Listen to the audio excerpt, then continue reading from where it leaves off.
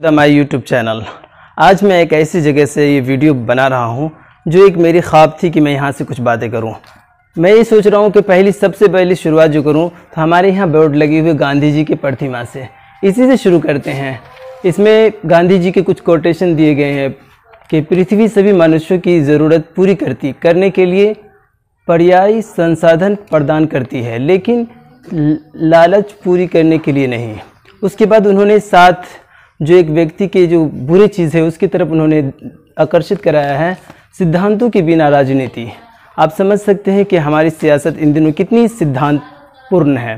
दूसरी नंबर पर उन्होंने रखा है परिश्रम के बिना धन, यानी कोशिश के बिना कोई धन नहीं होते। लेकिन आज गुर्बत की जो तंगी है, मैं इस वीडियो को इसलिए मैं बनाना चाह रहा हूँ कि इससे मैं ये दिखाना चाह रहा हूँ कि हमारे पास ऐसे मिडिल स्कूल होने के बावजूद भी हमारे बच्चे किस तरह से एक धन संसाधन है कि उसके बिना वो आगे की तालीम हासिल कर सकते हैं, लेकिन वो बहुत पीछे हैं। उसके बिना विवेक के बिना सुख। हमारे पास जो भी थोड़ी बहुत अक्लमंदी है वो भी दूसरों को बुराई में अपने अक्लमंदी को खर्च करते हैं। तीसरे नंबर पर चरित्र के बिना ज्ञान। हमारे जो टीचर्स होते हैं, हमारे जो बच्चे होते हैं, उसकी क्या जो एक उसूल हो रहे हैं, टीचर अपने कितने हक अदा कर पा रहे हैं, वो चीज़ उन्होंने ये जो दिखाया चरित्र के बिना ज्ञान, कि उनके पास कोई ज्ञान नहीं है न चरित्र के, दोनों चीज़ उल्टे चल रहे हैं। ऐसे भी बिहार के नाम पे जिस तरह से बिहार का नाम आता है तो वहाँ के स्कूलों की बुराइयाँ ही होती है। लेकिन आगे मैं इसी स्कूल की कुछ बिल्डिंग्स इमारत को बताते हुए आगे बताऊँगा। नैतिकता के बिना व्यापार, आज कितनी धोखाधड़ी हो रही है वो भी देख सकते हैं। मानवता के बिना विज्ञान और त्याग के बिना पूजा। लेकिन इन तमाम चीज़ों से आज हिंदुस्तान की सियासत भी, हिंदुस्तान के लोग भी और हम जैसे जो थोड़ी बहुत समझदार लोग भी शायद इससे आगे जा चुके हैं। चूँकि हम जो अखबारात देखते हैं, न्यूज़ चैनल्स देखते हैं, वो कहीं ना कहीं इन गांधी जी के उसूलों से हटकर कहीं दूसरे उसूलों पे भटक चुकी है। मैं अब चूँकि कैंपस में हूँ, जो एक मिडिल क्लास का स्कूल है और उसमें कैंपस है। अब इधर गाँव बसा हुआ है, फिर भी इतनी बड़ी गाँव होने के बाद, इतनी अच्छी इमारतें होने के बाद यहाँ के लोग पढ़ाई में सबसे पिछड़े हैं। और यहाँ के टीचर्स बोलते हैं कि बच्चे नहीं आते हैं। टीचर्स की जिम्मेदारी जितनी होनी चाहिए, कहीं ना कहीं पेरेंट्स जो आप बच्चे पैदा कर रहे हैं तो उसकी तालीम के लिए भी सोचें। अक्सर लोग कह देते हैं कि आजकल प्राइवेटाइजेशन है, लोग गवर्नमेंट के बच्चे ज़्यादा पढ़ते हैं, लेकिन ऐसी बात नहीं है। जब आप गवर्नमेंट ने ये चीज़ दी है तो हम इसको इस्तेमाल कर सकते हैं। न इस्तेमाल करने की बिना क्या है कि अगर हम वालिद हैं तो हम अपने बच्चों को अच्छी तरह स्कूल नहीं भेज रहे हैं। जो टीचर्स स्कूल के अंदर मौजूद है वो भी कहीं ना कहीं अपने फ़राइज़ को अंजाम नहीं दे पा रहे हैं। लेकिन मनोवर राना की एक शेर है जो मुझे बहुत पसंद है, शायद कि आपको भी पसंद आए। भले लगते हैं स्कूलों की यूनिफॉर्म में बच्चे, कमल के फूल से जैसे भरा तालाब रहता है। आप समझ सकते हैं कि जब स्कूल में बच्चे आएंगे और सरासर जो जिम्मेदारी हम अदा करते हैं, जिस तरह हम जिम्मेदार देते हैं, वो सिर्फ बच्चे की जिम्मेदारी नहीं है कि वो अपने, बल्कि वालिदैन, टीचर्स, उसकी ज़िम्मेदारी है कि अपने बच्चों को किस तरह की तालीम दे पाए। अब समझ सकते हैं कि कोई कहता है कि बिहार की सरजमीन पे स्कूल्स की सुविधाएं नहीं है। अब समझ सकते हैं कि ये 2 मंजिला इमारत इधर, 2 मंजिला इमारतें उधर, फिर जाकर अगर आपके बच्चे तालीम याफ्ता नहीं है, फिर जाकर आपके बच्चे पढ़ने में पीछे हैं, तो कहीं ना कहीं उसके ज़िम्मेदार आप खुद है। और ख़ास तौर से यहाँ के अगर आप स्कूल में ऐसा, एक चीज़ और मैं फैक्ट बता दूँ कि जो आप कॉन्वेंट में जाते हैं, छोटे छोटे ट्यूशन्स लेते हैं, कहीं ना कहीं उससे ज़्यादा ट्रेंड टीचर्स इस सरकारी स्कूल में होते हैं। बस ये कि आप उसको इस्तेमाल करें। हम समझ सकते हैं कि यहाँ के टीचर वो जिम्मेदारी अदा नहीं कर रहे हैं, लेकिन आप भी वैसे स्टूडेंट बन जाएंगे तो शायद कि टीचर्स मजबूर हो जाए आपको अच्छे से अच्छे तालीम देने पे। कहीं ना कहीं हम में ही कमी है।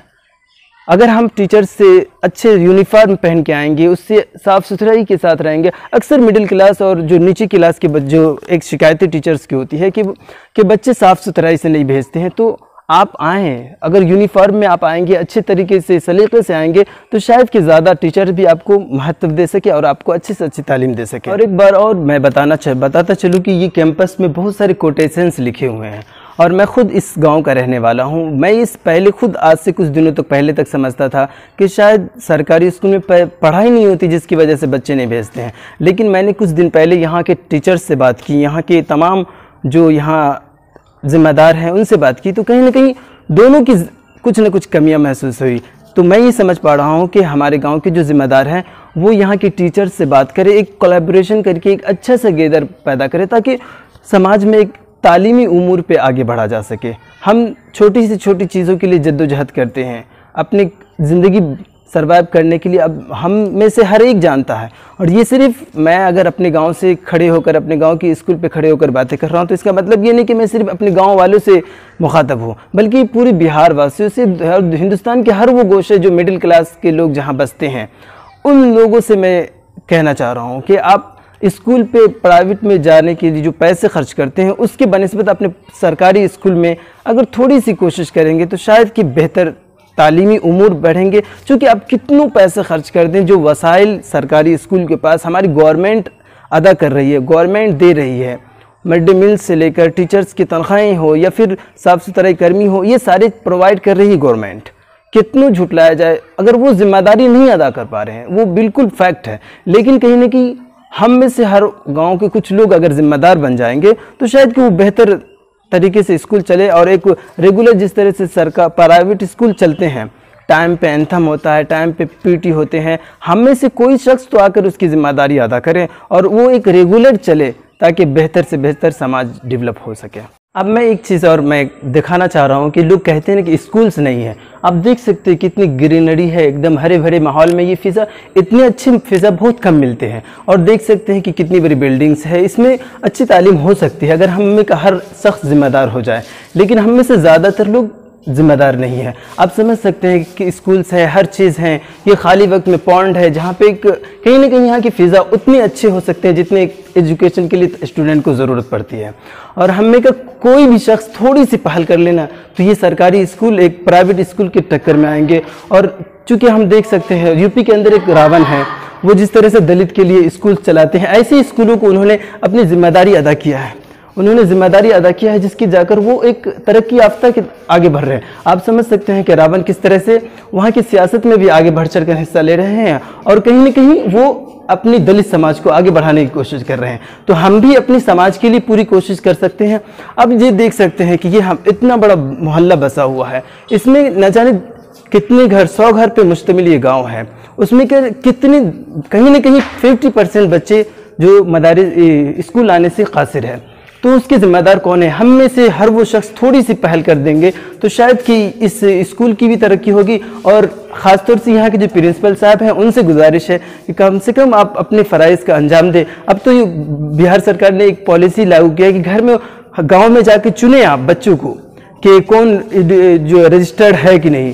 तो आप कम से कम गाँव में घूमें और कम से कम यहाँ के बच्चों को पढ़ाई के लिए आप अपना फ़र्ज़ अदा करें, ताकि मौत के बाद भी एक अच्छा जो जाना है यहाँ के बाद, वहाँ भी कह सके कि हाँ, मैंने वहाँ जो प्रिंसिपल था तो हमने फुल, यानी हमने पूरी जो खिदमत अंजाम दी है और यहाँ के लोग भी आपको अच्छी तरीके से नवाजेंगे।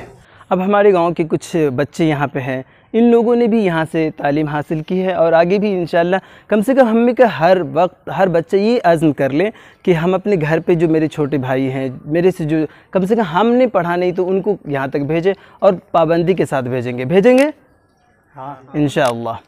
तो मैं अपना वीडियो यहीं